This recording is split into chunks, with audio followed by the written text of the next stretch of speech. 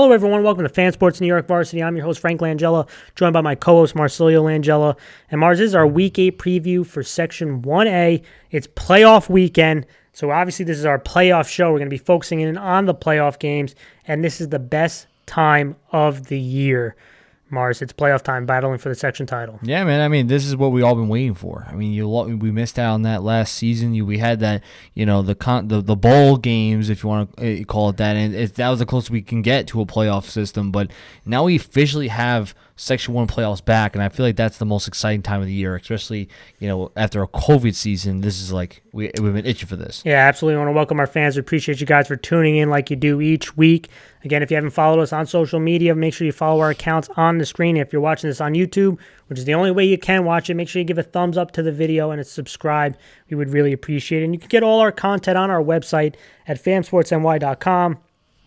Where you can also make donations to the show, and all donations go back into the show, and we appreciate any donations and merchandise, shirts, T-shirts, sweatshirts, whatever. Check out the store, guys. And what's going to happen, March, we're not going to talk about the non-playoff teams, and that doesn't mean that they're not important games. And just to make a quick statement about that, Mars, again, even though you don't make the playoffs, it doesn't mean it's not worth it. This is the seniors' last ride. You know you got to be playing hard for that. It might be the last time you play football, and you're definitely the last time you play football together. And for the young players, and coaches usually at this time around, if you're not in the playoffs, give some younger players more opportunities. This is a moment to put something on tape and to make a statement, Mars. Any quick thoughts before we get into the game? I think you kind of said it all. The fact that seniors, this is it, man. I mean, unless you're playing in the next level, enjoy it. One of the, in my opinion, my most favorite sport of them all, and you give everything you got. And for young guys, how do you want to leave your mark? Right? How do you want to build on to this for the next season? I think this is going to be such a big moment for these young guys, because now you're going to start to feel like you're going to be the next leaders, right? And let's see how you react to that. Yeah, and let's go into the games. It's Harrison at Somers, Brewster at Pelham, John Jay Cross River at Rye, and Clarkstown North at Mahopac. And before we go into the actual games, Mars, I wanted to ask a couple questions. I saw some of these questions bouncing around. What do you feel is the most intriguing matchup out of the ones that we talked about? Again, you're not picking the game, but which one do you feel is the most intriguing out of the weekend? Well, when you look at intriguing matchup, I think that I would say the Pelham-Brewster game would be intriguing, because when you look at this, I feel like most people we've talked to have felt as if, Somers' division was just so much more better, right, than the other side. The North League, right? yeah. The North League would be so much more better. And, one thing I'm intrigued about is you're looking at Pelham, right, having this top tier defense and against Brewster's team who's been solid, right? Yep. If the game is close, then all that baloney that's been going out around that from all these coaches saying that they think one division's better, I don't know about that. I mean, it's gonna be interesting to see. You kind of taken the words right out of my mouth. I spoke to a few coaches who played against these teams and have watched these teams, and their most intriguing match, it's split between John Jay at Rye and Brewster at Pelham, but they have a strong sentiment, is what you said, that the North League is kind of a gap above the South League, and this weekend you're really going to see if that's true or not. I'm closer to you than to them on that. I've watched a whole bunch of the games, and again, they could be right, but I don't feel like there is a big gap. I feel like it's a lot closer than people are saying. Somers might be a gap above people, but I don't know if everybody else is. So we're going to see that. My most intriguing is Brewster at Pelham, too, for the reasons that you stated. I think it's going to be real interesting. What do you feel, though, out of the top two seeds should be on the biggest upset alert? Not saying you're calling the upset. We'll save that for the game picks. Which one do you feel is on upset alert, Mars? One quick one. Wow, that's tough. I mean, I feel like when you're looking at, I don't think one seeds either way are in upset alert. I think Somers and Rye are kind of in that top tier class right now. And when you're looking at Mahopac and Pelham, Mahopac, it could be interesting to see if that would be the case. In Pelham, I think the big thing for them is going to be whether defense shows up or not. So it's hard for me to tell. I'd say both twos have the capability of being upset, just because the twos and threes, if I'm picking one, I'll say Mahopac and North. Yeah, I mean, Lowhut has ranked, and again, I don't like calling Lowhut. Lowhut has Pelham ranked number 5 in A, right, and they're a number 2 seed. And when I spoke to the people around, coaches, people who watch Section 1 football, they think it's Brewster over Pelham. That's their favorite upset. But to me, I'm actually looking at the other number 2. If I had to pick one, and I'm not confident any of the top twos are going to lose in this one, to be honest. I'm not very. I actually think they're pretty favored, all four number twos. But I actually think Mahopac, even though historically North has really struggled. Finally, Mars, before we get to the games, we got our first ever Hog Molly report out, Mars, and you're obviously our Hog Molly special. I put together my own report, but I want to hear your top three. I guess I'll start mine, and then I'll leave it to you. We're going to rate the top offensive line units in this class. My number one is Somers for obvious reason. I think they create such a balanced offense, and they've been a dominant force up front, and it's multiple guys contributing. Obviously led the way by Polito. So they're at my number one spot. My number two spot is Rye. And I know Rye is not a very big, hulking offensive line, but they also have a really potent rush attack, and they have done a really solid job. They're a scrappy unit, again, not the very biggest, but they have been really productive, giving Caden Whaling open opportunities, and they deserve to be in the number two spot. The 3 and 4 was the hardest one for me. I only have the top three, and I'm going to go with Mahopac at number 3. They have the size, and the rush game has been extremely important, and really the identity and engine of that offense. They also do a pretty good job in pass protection.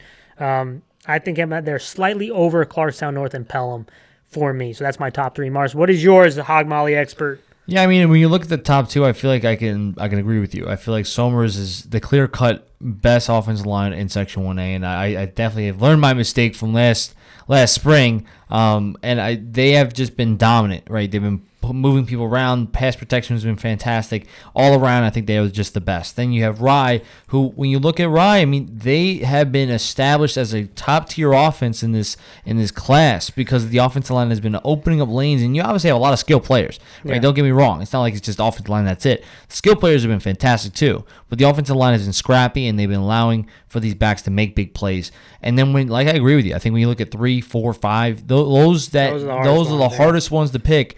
And I'm going to go Clarkstown North. I feel like they are a heavy run style of offense. They don't look as imposing of figures on the field, but they got some big boys. Yeah, I'm not saying they don't have big boys. I mean, the center is a big boy, right? But when you look at this offensive line, you have a mixture of a bunch of different things. You have some big guys, and you got some small guys that are scrappy, which I think is the most interesting thing. And it's kind of like bringing me back to the old days. That's the wing tee. That was the wing tee. Big center and tackle, small guards. When you look at that type of offense, it just shows you that they have the chemistry there. They're moving bodies around. They are technically sound, which I think is really important in that wing tee style of offense.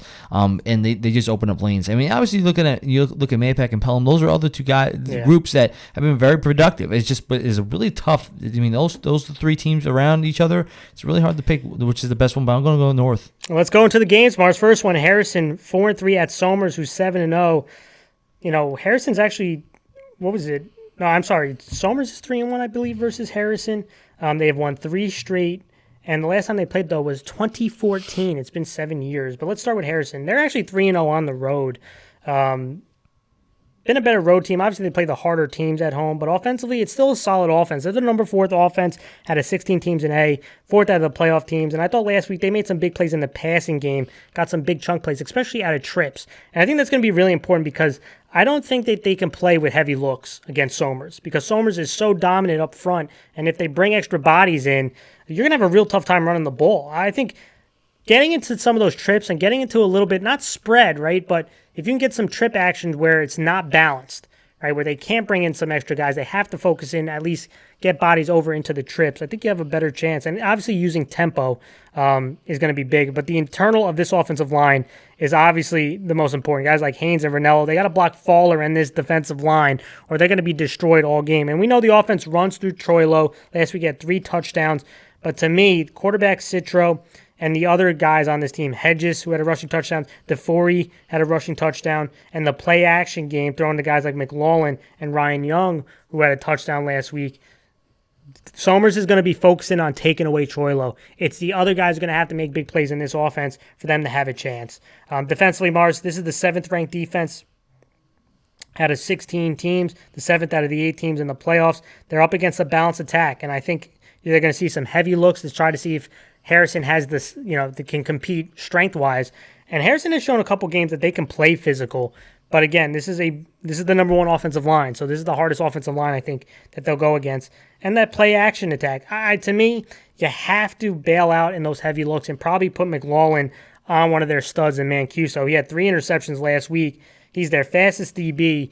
And to me, you have to live and die with it because if you're going to get run over, it's going to be a long, long day for sure. And if you do bring heavy sets, you got to get pressure. You got to use your speed and get some pressure on Fitzsimons because he hasn't been hit often. He really hasn't. He hasn't been touched. And what is he going to react to getting hit is going to be an interesting question. Somers, one before final thing, the kicking battle is going to be interesting. Nick Reed, and I'll talk about the other kicker but Nick Reed for Harrison is a weapon. He's a guy who can change field position, and when drives stall, he's a guy who can get your team points. So just try to get drives over midfield and get in that 30 to 40-yard range, and Nick Reed has a chance. Let's go to Somers. I think they're the most complete team, Mars. I think both of us agree with that. They've been the most complete team so far. This is the number one offense. They rely on that offensive line to push around people. Now they're going up against a speedy defense, but a smaller defense. And I do think if you could try to establish a run right at them, you'll have an opportunity to move people, especially on the defensive line. They have big interior D linemen, but those edge guys are speedy guys, not the biggest guys. I do think the play action is one of their best aspects, trying to find those one-on-one matchups with guys like Mancuso, who has been a stud receiver for them. He had a touchdown reception last week. I think that's going to be the game plan, but they have other guys too. I mean, they can give you condensed formations to run heavy and condensed formations to run outside with guys like Ravi Das and Kapika. But I got to talk about quarterback Fitzsimons. I mean, Mars, he has 15 total touchdowns and 1 interception this season. He has been tremendous and a guy who's also been really maturing, and we talked about him multiple times. They also have a kicker too in Luke Savino. He's a weapon. We have probably the 2 top kickers in this class going at it this weekend, and these are guys who can change field position and hit big kicks when drives stall. Defensively, this is the number 1 defense. I mean, 4 out of the last 5 games, Mars, they've had shutouts. So let's just call it, they've just been dominant. And to me, winning on first down and stopping the hurry-up offense and the hurry-up option game is going to be important. And I think guys like Fowler, Kreco, and Polito are going to have to feast, along with those linebackers and Krause and Kennedy. And they're going to bring guys like Mancuso, who's actually a strong safety, close to the line of scrimmage. To me, they want to fill up all those, B gaps and out, take away those veer concepts and funnel everything back into the A gaps. That's what I'm thinking is going to happen, Mars. What do you want to talk about on this one? Yeah, when you look at this game, I mean, Somers, I feel like, is just so much on a roll right now. They're like almost like an interior of their own, right? And I feel like Harrison, and I said this in some of the other videos, is that Harrison did not want to get this seed, right? They did not want. Well, they had to make the playoffs. You want to make the playoffs, obviously, but it's like this is like the straw you did not want to pull, right? You did not want to meet Somers in the first round of the playoffs at home, and you wanted them to at least see him in the second round, to at least maybe see a little beat up, and maybe you can catch them by surprise. Somers is on a roll, right? Their offense is top notch, defense is top notch. Like you said, several shutouts in the past few weeks. The point is that when you look at what Harrison needs to do, is you need to try to keep drives going. You need to keep these things going to get Somers less chances on offense, and you really need to rely on your key playmakers like Troilo, but you need to also have guys who aren't like the stereotypical, like Troilo can't be the only guy making the plays. You have to this has to be a team effort, right? And if you can do that, then at least it causes Somers' defense to have to bug out and say who's gonna be the next one that makes the play, right? And I think that's the biggest thing. And for Harrison's defense, you have to play tough up front. I mean, this offensive line is the best offensive line in our opinions of Class A. If you don't, if you're not playing aggressive, you're not playing physical, you're going to get beat up pretty quickly. And Somers, it's not difficult, right?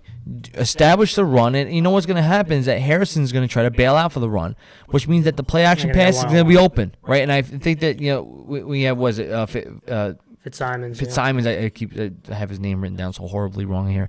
Fitzsimons has been so effective. He has 1 interception, 15 total touchdowns. Yeah, 15 total touchdowns, 1 interception all season long. It's just so efficient, and I feel like he's been getting better as weeks went on. I mean, look at him in week 1. Look at him now. It looks like 2 completely different players. And I think that that's such a dangerous thing for Somers to have, because we always looked at them and saying, oh, the rush offense, this offensive line is going to move bodies, been running the ball. All of a sudden, Fitzsimons shows up. He's been getting better, and now the pass opens up, right? And now it's like Somers is really dangerous. And I think so for Somers, this is going to be reliant on their offensive line. Players to watch for me, I'll give one on each side. I'm looking at the defensive lineman Dylan Fowler, Mars, potentially defensive player of the year in this class. He is a disruptive defensive lineman, and he's going to be a guy who's going to be trying to get in Troilo in the quarterback's face all day long. And McLaurin for Harrison, he had 3 interceptions last week. He's a guy who probably needs to make one or two big plays on special teams. And he's their big play wide receiver. This is a guy who's got to hit a big chunk play. He's got to have a game-turning play to keep Harrison in this one. Let's go to the next game, Mars. Clarkstown North, 5-2 at Mahopac, who's 5-2. And historically, I'm just going to say this, Mahopac owns this series. They're 8-1 versus Clarkstown North. The last time they played was in the spring, where they dominated Clarkstown North. So historically, it's not looking good. And quite frankly, when you ask around, everyone's got Mahopac in this one. Everybody. So Clarkstown North is not getting a lot of love in this game. But let's start with Clarkstown North. I think this team is a bit underrated. I don't love using the word underrated because our boys over at Prospect NYS hate it. But I'm going to say this. This is a team that I don't think gets enough love with the way that they're playing. I know they're 2-2 on the road, but they've been winning multiple games, and they have been getting better on both sides of the football. And offensively, they are a physical run offense. Wing T, you're going to get motions, you're going to get shifts, you're going to get end over, and then the play action out of that. But to me, this offensive line, Mars, and I mentioned about the 3, 4, and 5 all being close together. This week is really going to determine, to me, who is going to take over that third spot. I had Mahopac in short, close, but Clarkstown North can really make a statement in this one. And this offensive line is going to have to play big, especially on the interior of this offensive line against that physical Mahopac front. So I'm looking at guys like Reynolds, their center, who is a big-time player, 6'4", 280 pounds. He's going to have to be a beast against Montalvo and Porco for them to have a chance. And I'm looking at their guards. Their guards are not big guys, but they're guys who can move. And like you said, they're scrappy. Guys like Bordas. They're going to have to block their butts off. This is a statement-type game if they're going to have any chance of winning, is because of the guys on this offensive line. I mean, I know about the tackles and guys like Plows, but this interior of the offensive line is going to have to be huge because they like to pull, they like to down block, there's a lot of angle block. And another guy, their tight end, Chaikun, who's been an underappreciated player at the tight end spot. He's an extension on the offensive line. But they're not the only ones. I think another important thing is these running backs. Because they're not just running the ball, Mars. They're blocking for each other. And they use them a lot to block the edge defenders who tend to be bigger than they are. And so they're going to have to be physically sound out on the edge, especially for those sweep plays, Mars. They're going to have to block those edge defenders. I mean, you're going to get hit with the 3 amigos on this offense. I call them the 3 amigos because it's Gilzine, Bolello, and Lopez who are the big play guys of this offense. Gilzine is the fullback. He acts as the wing T fullback who's a shifty guy. He's going to have to run hard. And Bolello and Lopez are the big play guys out on the edge. So to me, the hardest part about running against Mahopac is that first 5 yards. The first 5 yards from the line of scrimmage is the hardest part. If you could break that, Clarkstown North has the speed to hit big chunk plays, but it's getting beyond those first 5 is the big question because Mahopac is strong and they're big and they're hard to move. And I'm looking at their quarterback, Mars, Lex Malizia. Last week, 3 for 3. Again, they don't ask him to throw a lot, but 112 yards and 2 touchdowns. He has been smart and efficient with the ball during this winning streak. He's going to have to be in this game. It's not going to be easy running the ball consistently. Right? I don't expect North to run for 200 yards, Mars. So they're going to have this quarterback make some plays, and some plays are the ones that you just take off and run. Again, when you do these rollout play action stuff, it's not always you have to throw it, right? It's a run-pass option type of thing. So he's going to have to be really smart with the football. See if they can hit a couple of big plays. Defensively, they've allowed 14 or less points in 4 straight games. It starts with stopping the run with the linebackers and defensive line. And I'm looking at these defensive ends. How disruptive can they be? Guys like Bordas and Chaikun. Can they generate some pressure? Mahopac has done a pretty solid job of protecting their quarterback. And can these guys get to the quarterback and knock him down? But obviously, stopping Koch is the number one priority. And, Mahopac will go into some of the spread stuff and test. I think Mahopac is a more efficient passing, and they can hit some big plays down the field.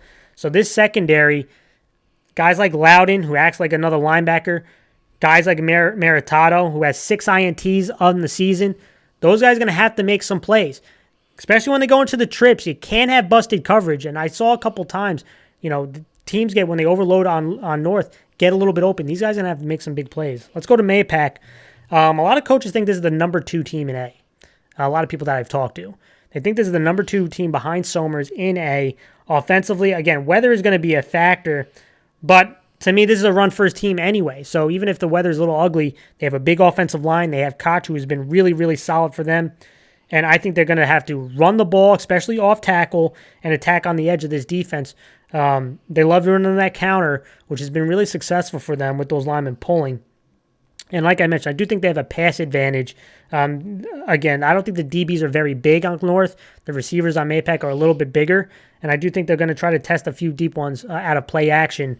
And when they go into trips, again, I do think they're going to try to get the tight end over the middle of the field. So Clarkstown North has to be wary of that, but Mahopac could take advantage. Defensively, I look at the D-line. Montalvo, Porco, Perry, Riley, this defensive line, and Perone at the linebacker spot, who has been really active on this defense. Has really been a savior for this linebacker core that has had a few injuries. Stopping the run is going to be the key. If they can stop the run, if they can slow down the run, I don't think North can complete enough passes. They'll win this game. Mars, what do you want to talk about on this? Yeah, one? this game's interesting. And I kind of mentioned this as being the upset alert possibility.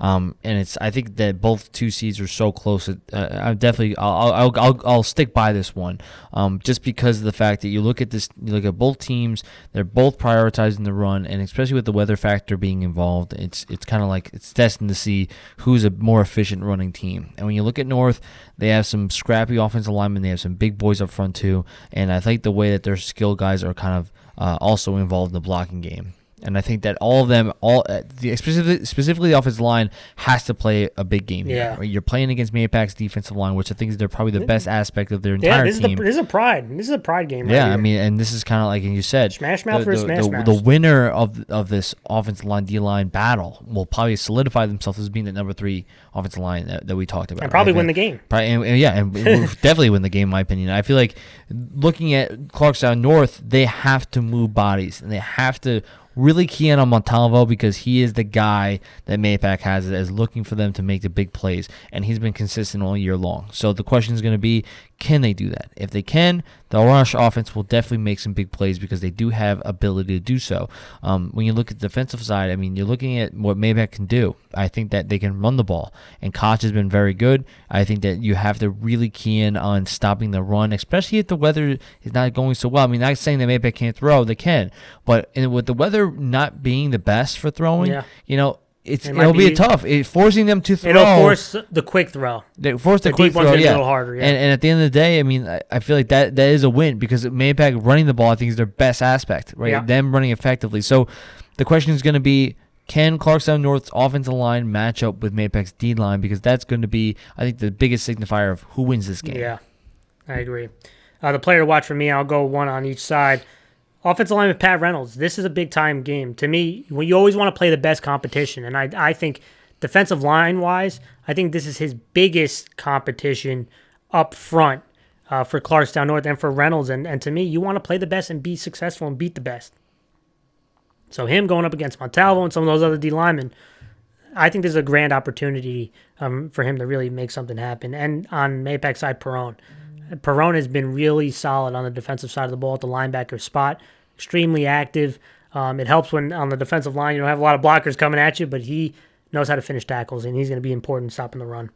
Let's go to the next game. John J. Cross River 4-3 at Rye, who's 8-0. John J. Cross River is actually 4-1 versus Rye since 2004. Last time they played, I think it was 2018 where they won. Let's start with John J. Cross River. They've kind of hit a little bit of a roadblock, Mars. They've lost 2 straight, but I'm going to say this. This is a well-coached football team with the talented athletes. They're going to be motivated in this one. It's playoff football. So I look at offensively. This is the number 4th offense in A, 4 out of the 8 playoff teams, but they've hit – this offense is what's really been concerning to me. They've scored 7 points total in the last 2 games combined. Listen, they do a really good job coaching these kids up, doing a good job creating matchups, but matchups don't matter if you get your butt kicked up front. It really doesn't. And that's not just on the offensive line, but it starts on the offensive line, blocking up front. They've allowed way too much penetration, especially internally. Now, they're not up against a massive defensive front in Rye, which will help, but this defense is fast, right? So you got to be wary of stunts. You got to be wary of speed.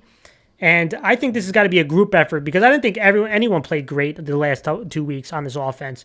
And I'm expecting to see a lot of Palladino and DiChiara running the football.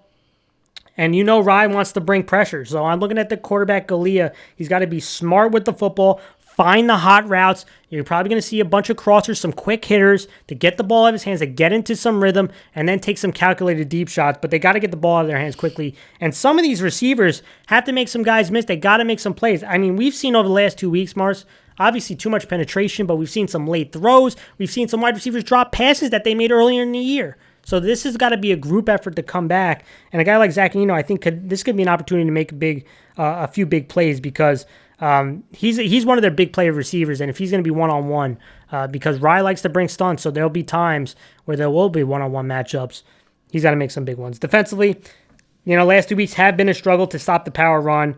Again, Cross River likes to stun and bring pressure, which is not a bad thing. They want to try to get at Kovacs, I would imagine, to rush his throws. And Kovacs last week, didn't have, accuracy-wise, his best when he was pulled out of his platform. So I'm thinking Cross River wants to try to duplicate that. But they got to get home. They got to get there. I think they were just slightly late a few times last week. They got to do a better job with timing this time around. Rye, listen, I think Rye has had a quiet 8-0 season. I know in the beginning, Rye was being hyped, but since Somers has come on like gangbusters, Rye's been kind of pushed to the side. They're undefeated. And offensively, there's the number 2 offense out of the 16A teams. They're number 2 out of the playoff teams. And I think they're obviously going to test the run defense of John Jay Cross River. I'm expecting some heavy sets to bring in a tight end. I'm curious to see their fullback, Tepedino. He came out of the game last week. He is such an important lead blocker for them on that offensive side. But Caden Whaling is back, and I'm on to see how he looked a little bit rusty last week. He still made some nice plays, but as he get more healthy, how more explosive can he be? Because he's one of the best players, possibly the best player in the section or in the class. And Kovacs, I know last week I mentioned he wasn't his most accurate. There's definitely some plays he wanted back, but he was a gamer. I mean, 158 yards passing a touchdown, 53 yards rushing in a touchdown. In big moments, he made some big plays. And can he get the ball out, again, with John Jay Cross River bringing in bodies? Can he get the ball off of play action to Surhoff, McComb, Bartlett? These are big play receivers for them. Defensively, listen, this is actually, I think, a pretty solid matchup for Rye's defense. They like to go into their exotic stuff. They like to bring in their stunts. I think against power running football teams, they're a little bit worse compared to some spread teams. So listen, if they're going to come out and spread, you're going to see that exotic stuff. You're going to see linebackers moving around. You can see DBs moving around. My big thing is, can they disguise it? Because John Jay's got good coaches over there, and they're going to audible. They're going to, again, run the hurry-up stuff so you can't huddle. So this is going to be real interesting to me. And eyes got to be kept on Palladino, DCR, especially when they're both in the backfield. Mars, what do you want to talk about on this one? Man, you get John Jay Cross River and Rye. If you're looking back on just the history of these two, these two prominent programs, right? It feels like you're looking at a section title, like when you look at John Jay Cross River and Rye. And when you look at these two teams right now, I mean, John Jay Cross River is definitely a team that has had some struggles. I mean, lost 2 straight. They, before the 2 weeks ago, they were considered to be one of the top contenders, and then you lose 2 straight. Obviously that now big loss of Summers. Now you're like an afterthought. People looking like you're gonna lose instantly in the first round. And I think that John Jay is definitely gonna have a test on their hands. Right? Are you going to go out with a 3rd straight loss after 2 tough ones?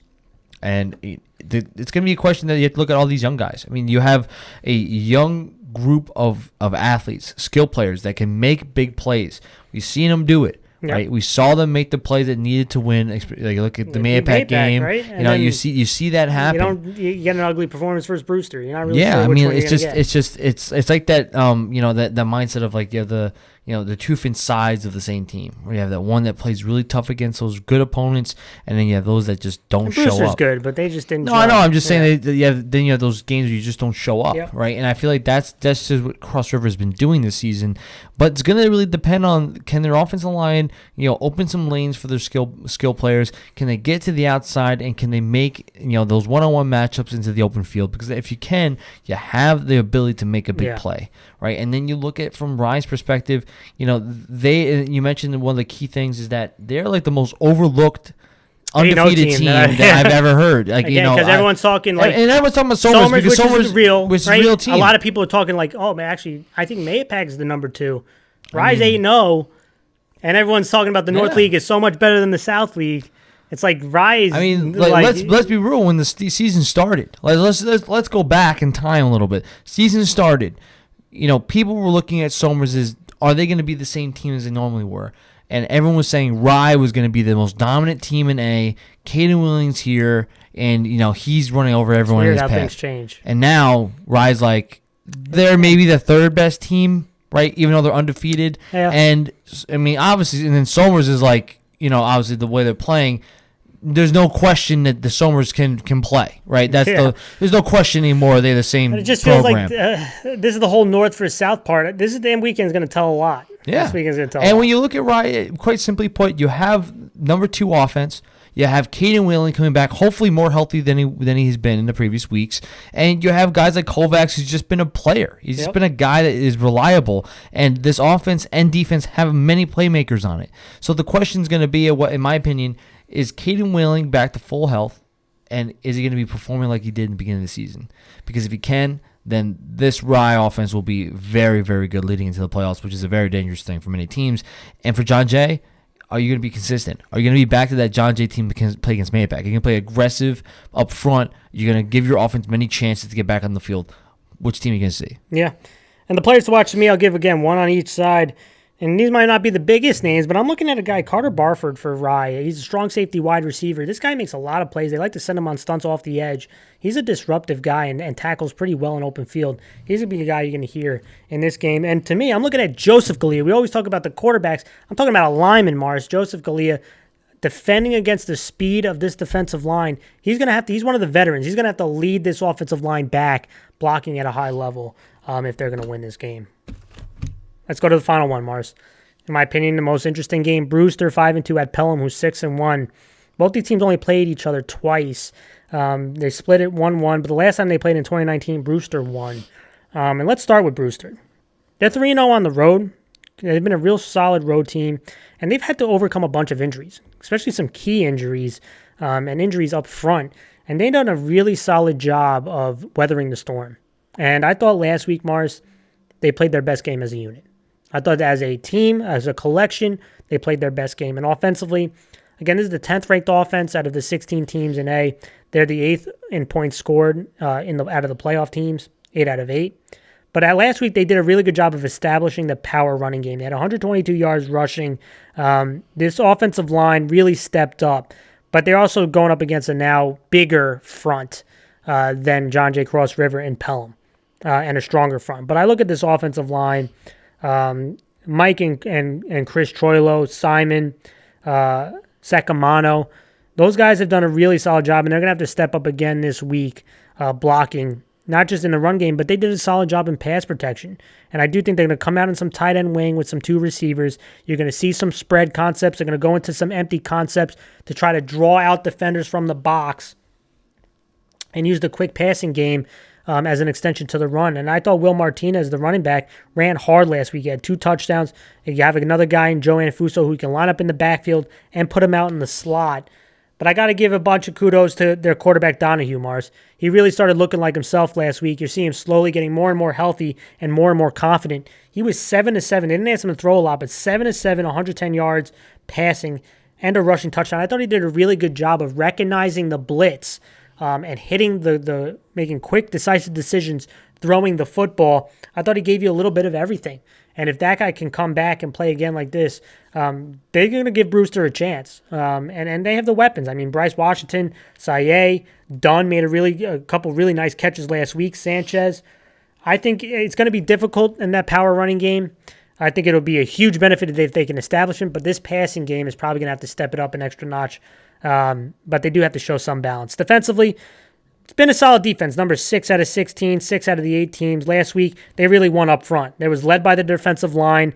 Guys like Jack Gallinello who had 2 sacks, but their linebackers and Chris Troiolo, Nick Saye, Will Martinez. And Nick Saye, he's a defensive back who had to step up at linebacker. So big kudos to him. They got to stop the physical rush attack of Pelham. That's going to be the big thing. And eyes got to be on Daniel Fredbeck, wherever he is, at the quarterback spot, as a wide receiver. That's one of their biggest playmakers. So eyes got to be kept on some of these receivers. Him and Mateo Johnson are the 2 big play guys, but I'm expecting to see a lot of heavy runs. One guy to keep in mind, again, I've been mentioning him a few weeks now, Massimo Perello. He had an INT touchdown last week. This is another playmaking safety who can get into the box and get out in coverage. When I look at Pelham, Mars, again, Lowell ranked them as the 5th ranked team in A. They're not getting a lot of love. I thought they played Rye pretty tough, and they got the number 2 seed. They're 4-0 at home. This is the 6th ranked offense, and 6th out of the 8 playoff teams. Last week, I think they passed a little bit too much more than they probably wanted to, but they got down behind. They tried to hit some big plays, and to me, they just missed on some throws, and there were some drops. So there was missed opportunities, but I do think, especially in the second half, I do think they try to get back to running with physical intent behind this solid offensive line who has been pretty darn good all season long. And getting the ball to guys like Campbell had a rushing touchdown last week, Fred Beck in the backfield, Teddy Johnson, and just be patient with it. I do think that it'll eventually open things up because I do think they have the ability to win up front. And the quarterback runs is going to be big. Callum Reed is one of the more athletic guys. He's not a very big guy, but I'm expecting to see some 2-backs, some heavy looks, and to run the football and then open up the play action, trying to throw it deep to Mateo Johnson, 6'2" kid who has some good speed. Defensively, Mars, this is the number 3 defense. I thought they did a pretty good job of slowing the run game of Rye last week. To me, the big thing this week is obviously they do a good job of all season rallying to the football, and they create a lot of pressure. They're going to have to generate pressure on the quarterback. And I look at this defensive line, guys like Luke Green and Zale and their linebackers, Toe, Loria, who has had to step up with Shelton gone. Those guys are going to be big in this one. Creating pressure, stopping the run up front, and putting Brewster in second and third and long, and trying to force them to make a mistake. Because Brewster has shown this year that they have, Mars, at times. What do you want to talk about in this? Yeah, this is definitely the most interesting one because of the fact that you look at how Pelham's defense has been a top notch, and a lot of people have looked past them, right? I mean, Pelham generally has not been in this top tier category, and I feel like because of that, coaches have been looking down on them and saying they don't think they're going to match some of these teams like Brewster, Mahopac, and Somers, and I think that this is going to be definitely an indicator on what it does. What do these two divisions look like? Yeah. Right. When you look at Brewster, I mean they have been playing better. Their running game has definitely stepped up, and I think the most priority that we should focus on is going to be on Donahue. I feel like he's been getting better and better, and I feel like he's just been an effective quarterback, and he's been very solid. But the most interesting thing I think about this game is going to be Pelham's defense. They have played tough against everyone in their division. Rye, that game against Rye was very good, and if they didn't make mistakes. Turnovers, then the game would have gone down to the wire, right? In my opinion, and I feel like their defense has really got them to this point. And the question is going to be whether or not Pelham can really bring the heat against Donahue and force him to make a mistake, right? Because the defense is skilled, they have size, and they have that aggressiveness, that grit to them. Rally, and they rally. They make you feel everybody on the defense, right? And I feel like that's going to be the most interesting thing to me because Brewster's offense has gotten better. The rush offense is getting better. Donahue's been very good. But the question is going to be, can Pelham's defense cause some mayhem, right? Yeah. So I think that's going to be interesting to see. Player to watch to me, Daniel Fredbeck of Pelham. He's a guy who lines up running back, wide receiver, quarterback. He is kind of their Swiss Army knife on offense. He's going to have to make some big plays. And on Brewster's side, I'm looking at an offensive lineman, Luca Sacamano, on the interior of that offensive line, blocking guys like Luke Green is going to be huge. Now, I did do a matchup video for this game, and I'm focusing in on quarterback Chris Donahue in this offensive line versus that Pelham defense. For this video, we're going to talk about Brewster's offense versus Pelham's defense. And I'm going to start with Brewster's offense. I thought they played pretty well-rounded last week. They had the power running game going. The offensive line really stepped up. And on this video, I'm going to talk in particular about Chris Donahue, who's such an important piece to this offense. And the quick passing game, the screen game, and then this offensive line, when they go into some max protection, can hit some of those deeper shots. It's going to be huge in this game. But this is somebody who's getting more and more healthy and more confident. I thought he was real solid last week. Again, he's located right here on the screen. They got trips to the right. And they're going to see, again, not the same style of defense, but Pelham will also try to bring some stunts and bring some pressure. And you got to know where to go with the football and make quick decisions. And this was a good example last week. Right? Cross River is going to be sending a stunt off the edge. All right? And now everyone has to know where the hot read is, right? Quarterback's got to know. The receiver's got to know that, hey, if there's someone's going, I got to get open quickly. The offensive line needs to know where the pressure's coming, and you're going to see similar stuff versus Pelham. Right? Pelham will send some pressure, and you got to know how to block it up, and everybody does their job on this one. And we're going to watch it unfold right here, right? Right when they snap it, quarterback sees it right away. He sees it. How about the offensive line? They see it, right? You get a body on a body. Look at the protection up front. And the wide receiver, he sees it. This is going to be really important. You have to have aware players. Your receiver gets open. He turns right away. He's not going to keep running his route. Again, he is the high route. They're sending pressure. He sees it. Receiver gets open and makes the play. Again, you might not think this is a big deal, but this is going to be real important against teams that bring pressure. Finding open spaces in the defense. Right? Pelham likes to be aggressive. It starts with blocking up front, quarterback making a quick decision, receiver being aware. Now, obviously, the quick stuff, the screen game is all going to be important, but you know Brewster is also going to try to test downfield. And when they go into some of the max protection to protect their quarterback, they'll have some opportunities. Right? And you're going to see this is an 8-man protection, right, including the running back. And they're going to have a nice little deep post right here. Watch the quarterback. When he's confident, when he has his feet set, he can make some really nice throws. This is pretty good coverage. Again, you can call this a deep slant if you want, more of a post. Pretty good coverage there, hip to hip. But watch the throw. I mean, this is called throwing people open. Boom. I mean, that's right on the numbers. This is pretty darn good coverage right here. But a big chunk play. Finally, Brewster, you know they'll go into the tight end wing. They'll try to run the ball with some power, but they'll also go into some of those spread looks and some empty sets. And you're going to see man-to-man coverage. And this is where I know Chris Donahue confidence is getting higher. They're going to try to run some crosses over the middle. Defense does a pretty good job of covering it. Right? But look at the protection. Absolutely nothing. Right? Really solid protection. They do a good job of covering these crossers. So what does he see? He sees on the right side that there is no contain. He's going to take off. And you can tell when Chris Donahue can, again, he's not the fastest guy, but big body kid. Look at him fight for that touchdown right there. Big play.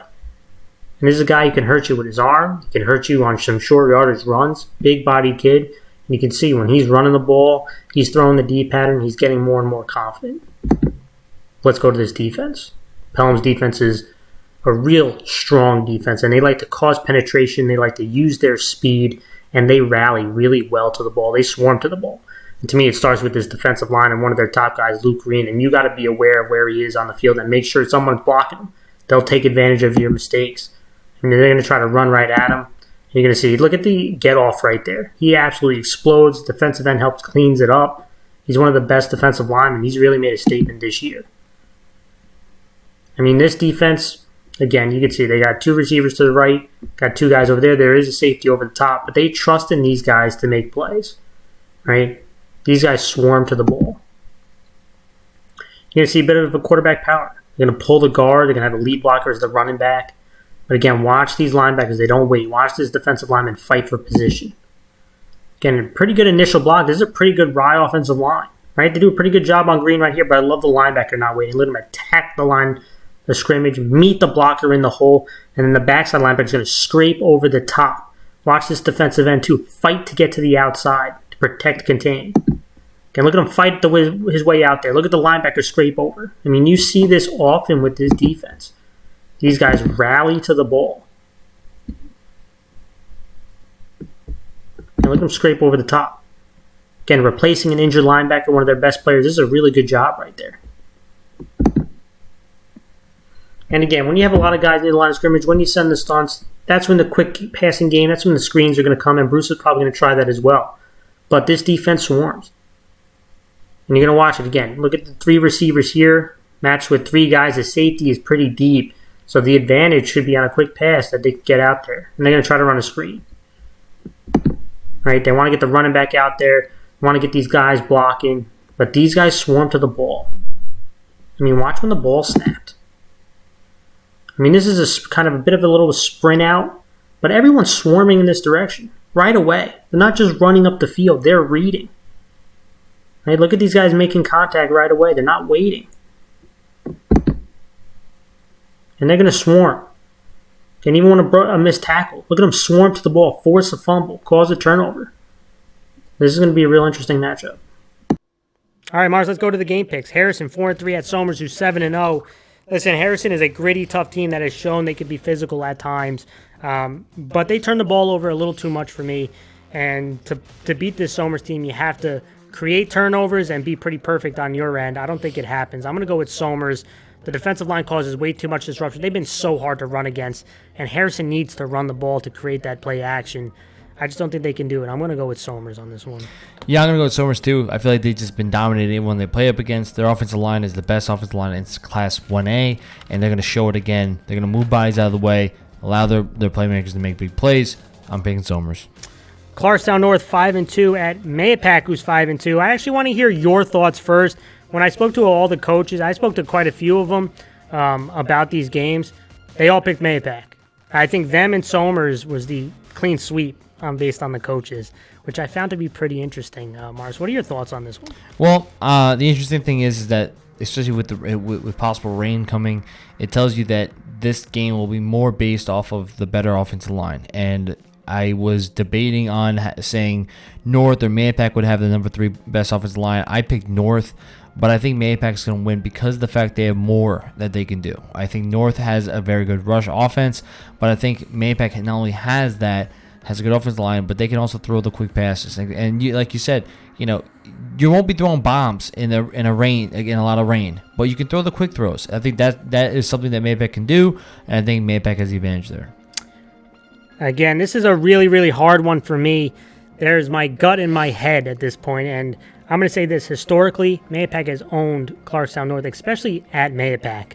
And that's kind of like this voodoo, weird hill that Clarkstown North has to get over. And I'm not sure. Again, that drive is brutal, but away teams have to travel. And if you want to win a big playoff game, you got to win some games on the road. And that streak is going to come to an end at some point. My gut is saying Clarkstown North because they're given no respect in this one. But I'm going to go with my head. I'm going to go with Mahopac. I just think that, again, historically, North has struggled on the road in Mahopac. Mahopac, to me, should win this game. I think they have. This is the best team they've had in the last 5 years. There's a lot of hype to this team, and they have played good football on both sides of the ball. This feels like a game Mahopac needs to win, right? Not just like they should win, but they need to win this game at home. I do think it's going to be a lot closer. I know everyone's clean sweeping this one, but I think Clarkstown North, they would not surprise me. This was my upset alert, but I'm going to go with Mahopac in a very close one. Let's go to the next one. John Jay Cross River at Rye. This was an interesting. A lot of the coaches, a bunch of them picked Rye, but they did say they do think this one's going to be closer than people think. Mars, what are your thoughts on this one? Interesting. I think that when you look at this game, John Jay Cross River was one of my favorites for a while, and they were showing why they deserve to be, and they just had some struggles last 2 weeks, but they're still considered to be one of the top offenses in A, right? When you look at stats-wise, and I feel like they have the ability to make big plays. Their offensive line is good, and they've been solid all year long. And I just feel like once you get their skill players in the open space, they can make touchdowns, right? But when you look at Rye, they've been consistent, right? That's the big difference between the two. Rye has the skill ability, the offensive line, and they have the star players, right? Caden Willing, right? The issue is consistency, and John Jay Cross River has not been consistent. They've had struggles. Rye has been consistently good, and they've been dominating. Now, granted, you look at the Pelham game; it was a fight, but guess what? Rye still came out and won. Right? They still pulled away at the end, and they won the game. And Caden Willing getting healthier and healthier is bad news bears for anybody that's playing against them. So I'm going to go Rye here. Yeah, the great question to me now on the Rye side is Tepedino, because I think he's a real important cog for this team on both sides of the ball. And John Jay Cross River is kind of hitting a bit of a slump, especially offensively. And defensively, they've struggled to stop the run the last couple weeks. Rye could really take advantage of that. I do like John Jay Cross River's coaching. I think they're going to be motivated. I think they're definitely going to play better than they had the last 2 weeks. But I think Rye is a team that is starting to get overlooked a little bit. And with Caden Whalen, like you mentioned, if he can get back to form and they could run the football, this could be a real tough game for John Jay Cross River. I actually think Rye is going to win. I think they pull away in this one towards the end of the game. It'll be close for, I think, 3 quarters, but I think Rye is going to pull away. Finally, Mars, Brewster 5-2 at Pelham 6-1. The coaches were split on this one, but this was everybody's favorite upset alert. What do you got, Mars? Well, this is interesting. I mean, you look at Brewster; they've been getting better. The play of Donahue has been getting a lot better, and he's been very consistent. And I think that this offensive line has been pretty solid. And you look at Pelham. Offense has been solid all year long. I feel like they have a fairly solid front. They have a good size, but the most impressive thing is their defense, right? The ability to stay, it keeps them in games, right? And they just capitalize on the big mistakes. And everyone's pointing to Rise being one of the top teams in A. Well, guess what? Pelham's defense got them to stay in the game for most of it. And anyone that watched the game, you can feel it was a close game for a while. Was a close game they were for up a while. At half. Yeah, it was a close game for a while. So when you look at this game, I'm going to go with Pelham. I think Pelham has the size that can withstand some of the power runs that Brewster's going to try to pull. And I think that Pelham has that grittiness and aggressiveness that you've seen in some top-notch defenses over the years. And I feel like when Pelham does that, it's going to get guys like Donahue to bug out a little bit because they're going to send the pressure. I think Pelham's going to make him have a bad day, and I think Pelham's going to pull off at the end. Brewster they've had to go through some adversity and some big-time injuries, especially up front. And they have done a really, really solid job of that. And Donahue has done a solid job. And you can see he's getting more healthy and more confident in this one. And to me, this is going to be real intriguing. But I'm going to agree with you. I'm going to go with Pelham. This is my dark horse team. Again, that doesn't mean I think they're going to win it all. We'll see what happens. But to me, I think that what stands out to me is their defense. Like you said, they rally well to the ball. They tackle pretty well. I know that there were some blown coverages that they gave up, but I think they're going to bring some pressure, and I think they're going to force a turnover or two in this one, and their offense is going to make enough plays. I'm going to go with Pelham. All right, everyone, that was our show. We appreciate you guys for tuning in. I hope you guys have a sports-filled weekend, and we'll see you all next week.